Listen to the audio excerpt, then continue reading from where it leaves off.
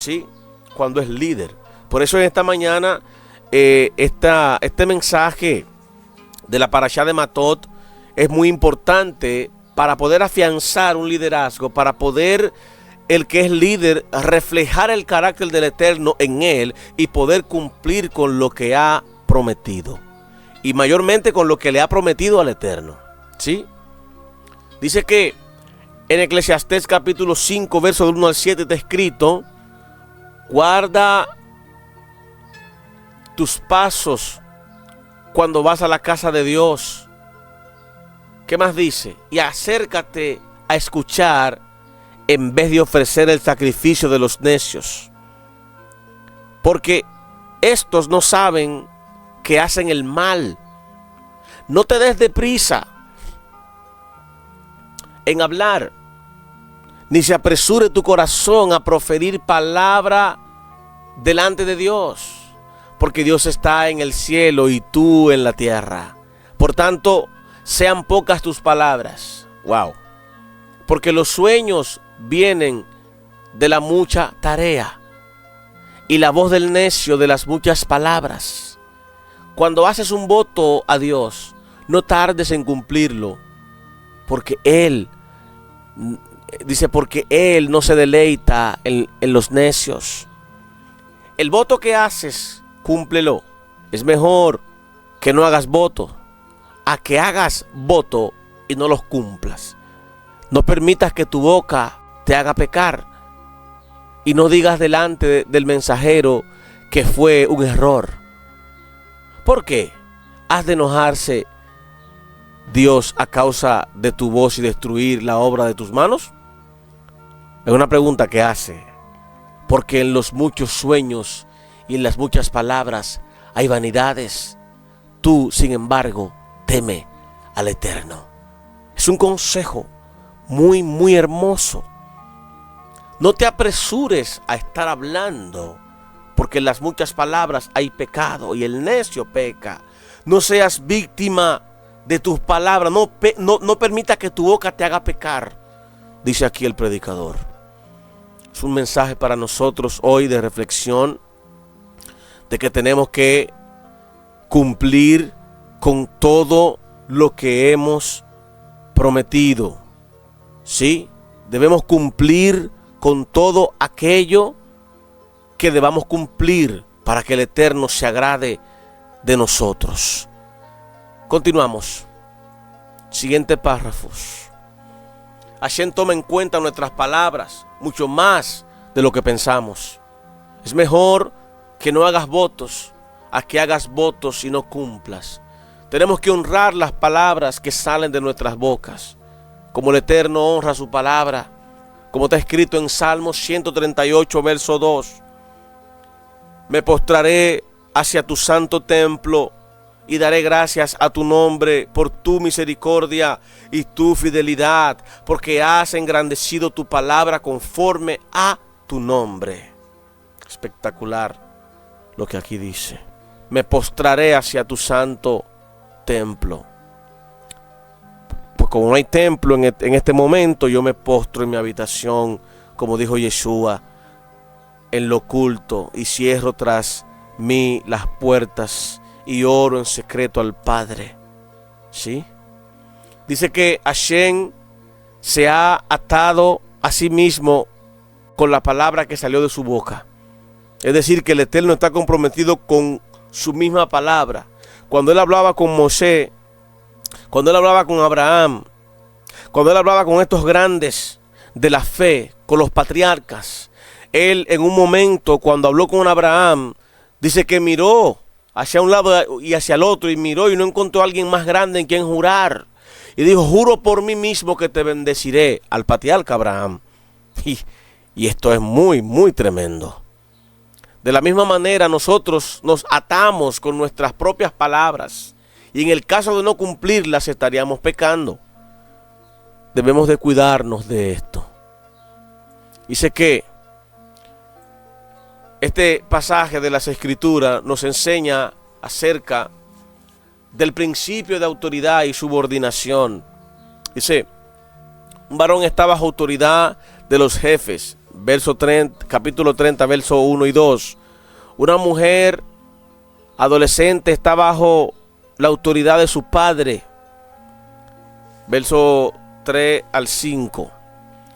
Una mujer adulta soltera no está bajo la autoridad de su padre para la anulación de sus promesas. Una mujer desposada está bajo autoridad de su marido. Versos 6 al 8. Estamos en el libro de Bamidbar, en el libro de Números. Una mujer viuda o divorciada no tiene una autoridad inmediata sobre sí que le pueda anular los votos. Sin embargo, está bajo la autoridad de los jefes, al igual que los varones. Verso 9. Y referencia en el verso 1 y 2 también. Una mujer casada está bajo autoridad de su marido. Verso 10 al 15. Seguimos.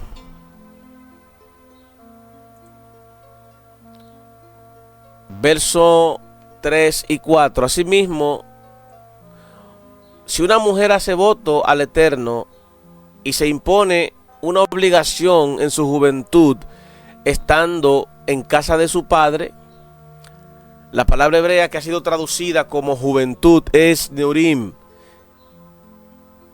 que significa adolescencia. Una mujer tiene 3 etapas: menor en hebreo, ketaná; adolescente en hebreo, neará; y adulta en hebreo, bougeret. Desde el punto de vista jurídico judío, podemos decir lo siguiente: una mujer que no tiene signos de pubertad o que no tiene 12 años de edad es una menor. Si ha desarrollado signos de pubertad, a los 12 años se convierte en adolescente. A los 12 años y medio se convierte en adulta. Ese es el punto de vista judío. Dice que según Rashi, este mandamiento no aplica sobre una mujer menor, que no puede hacer voto desde el punto de vista jurídico, ni aplica sobre una adulta, porque entonces no estaría bajo la autoridad de su padre, sino aplica solo sobre una mujer adolescente. Así que cuando la hija tiene 12 años y medio, el padre ya no podrá anular sus promesas. Versos 5b, 8b y 12b. Hashem la perdonará. Por no cumplir el voto, hay una culpa que necesita ser perdonada. Verso 9, leemos todo este párrafo. Pero si el día en que su marido se entera de ello, se lo prohíbe, entonces él anulará el voto bajo el cual ella está y la declaración imprudente de sus labios con que se ha comprometido, y Hashem la perdonará. Hay 2 razones por las cuales el Eterno dio esa autoridad al marido. Bueno, según el punto de vista judío, vamos a verlo. Número 1, un voto dado por la desposada antes del desposorio o por ser la esposa después del casamiento podrá afectar la futura relación matrimonial, y por eso el esposo, para el bien de su familia, tiene la autoridad para deshacer ese voto. Número 2, el esposo tiene la responsabilidad de cuidar a su esposa y vigilar sobre el bienestar de ella. Si él ve que el voto que ella hizo en su adolescencia es perjudicial para ella, él puede anular ese voto. Qué interesante es esto. Tremendo. En el verso 15 y 16 dice: pero Si en verdad él los anula después de haberlos oído, entonces él llevará la culpa de ella. Esto significa que el marido asumirá todas las consecuencias que implique la falta del cumplimiento del voto. Tener autoridad implica tener responsabilidad, y no hay autoridad sin responsabilidad. Capítulo 31, verso 2 dice: toma venganza completa sobre los madianitas por los hijos de Israel. Después será reunido a tu pueblo. La venganza fue contra Madián, no contra Moab. ¿Por qué? Rashi dice que es porque los moabitas actuaron por temor al estar justamente al lado de los hijos de Israel.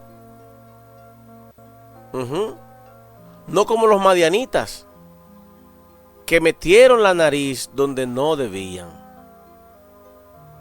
La venganza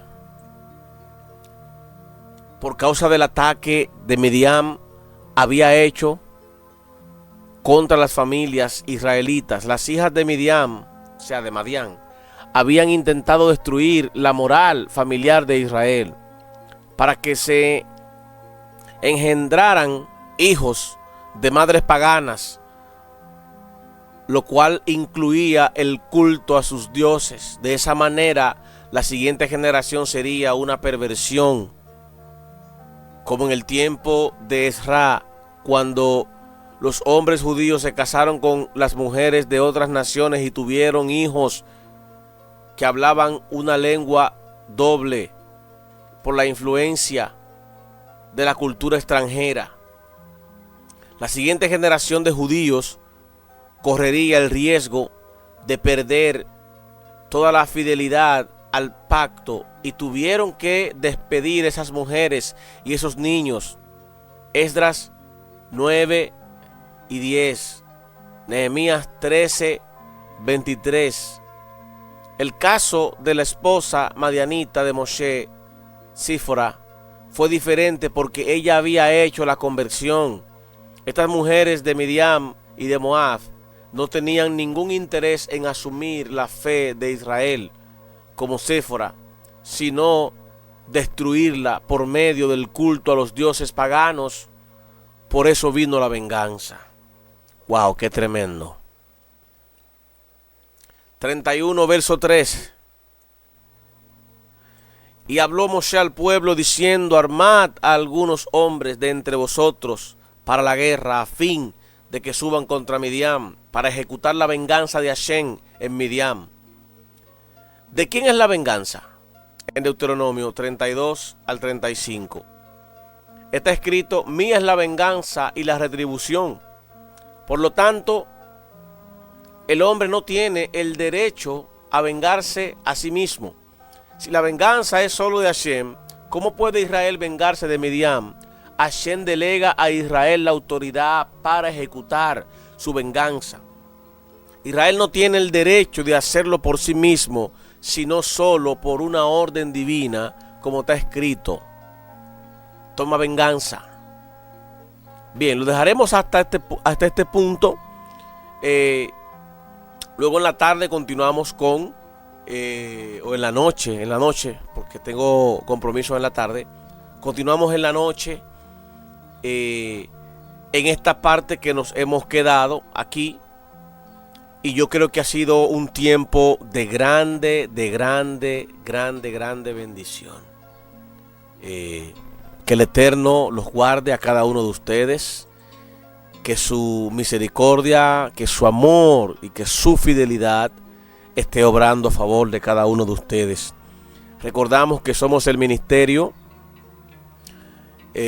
Movimiento Integral Desarrollo Espiritual, MIDE. Somos un movimiento, un ministerio, como usted lo quiera reconocer, y que estamos para estudiar las raíces hebreas. Estamos para estudiar la Torá. Estamos para hacer la voluntad.